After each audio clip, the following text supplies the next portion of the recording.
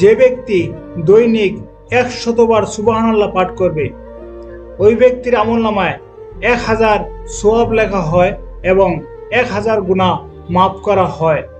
সহিহ মুসলিম। লা ইলাহা ইল্লাল্লাহ পাঠ করা এটি একটি সর্বোত্তম জিকির। তিরমিজি, ইবনে মাজাহ।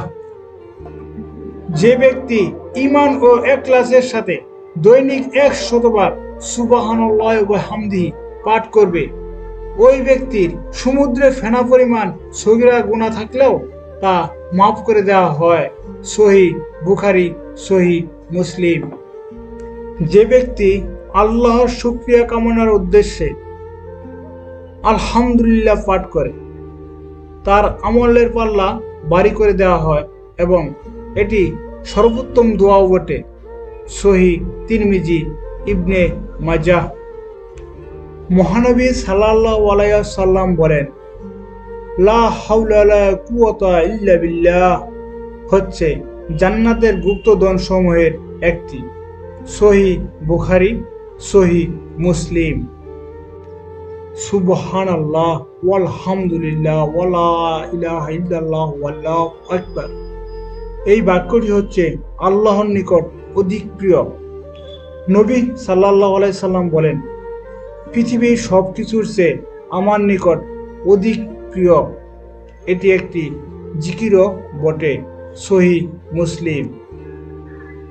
যে ব্যক্তি একবার ঈমান ও ইখলাসের সাথে সুবহানাল্লাহিল আযীম ওয়া বিহামদি পাঠ করবে, তার জন্য জান্নাতে একটি খেজুর গাছ রোপণ করা হবে।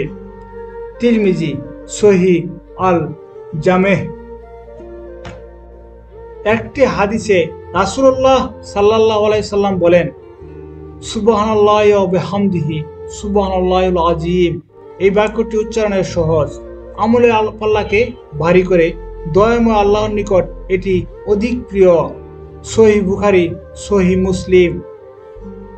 একটি হাদিসে এসেছে রাসূলুল্লাহ সাল্লাল্লাহু আলাইহি সাল্লাম বলেন, যে ব্যক্তি আমার প্রতি একবার দরুদ পাঠ করবে, আল্লাহ তাআলা তার প্রতি 10 বার রহমত বর্ষণ করবেন। রাসূল সাল্লাল্লাহু আলাইহি সাল্লাম আরো বলেন, যে ব্যক্তি আমার প্রতি সকালে 10 বার বিকালে 10 বার দরুদ পাঠ করবে, সে ব্যক্তি কিয়ামতের দিন আমার সুপারিশপ্রাপ্ত হবে। রাসূলুল্লাহ সাল্লাল্লাহু আলাইহি সাল্লাম বলেন, সুবহানাল্লাহ ওয়ালহামদুলিল্লাহ ওয়ালা ইলাহা ইল্লাল্লাহ ওয়াল্লাহু আকবার ওয়ালা হাওলা ওয়ালা কুওয়াতা ইল্লা বিল্লাহ, এই বাক্যটি হচ্ছে অবশিষ্ট নেক আমল। আল্লাহ আমাদের সবাইকে নেক আমল করার তৌফিক দান করুন। আমিন।